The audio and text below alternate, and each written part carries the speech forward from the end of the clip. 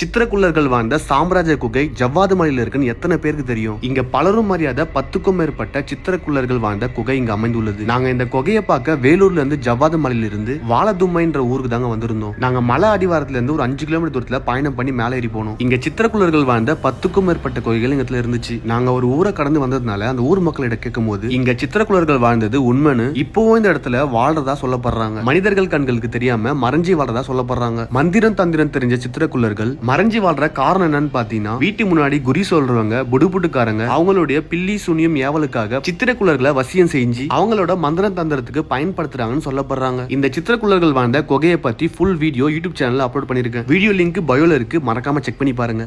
அவங்க இப்ப இல்ல, அவங்க தேவர் மஞ்சாங்க. அந்த நேரத்துல நம்ம கேள்விப்பட்ட உண்டா வந்து அவங்க மஞ்சதும் நம்ம கேள்விப்பட்ட உண்டாச்சு. மறைஞ்சிட்டாங்க. மறைச்சிட்டாங்க. இது வெட்டி காடு வெளுத்தாந்து போட்டு அது தெரிஞ்சு நல்லா அது எந்த எனக்கு சீ மாதிரி வாசுக்கால் மாதிரிலாம் இருக்கு இந்த குகைக்குள்ள. இது அவங்களே அமைச்சது? அவங்களே அமைச்சு. ஆமாம், அதெல்லாம் அவங்களே அமைச்சது தான்.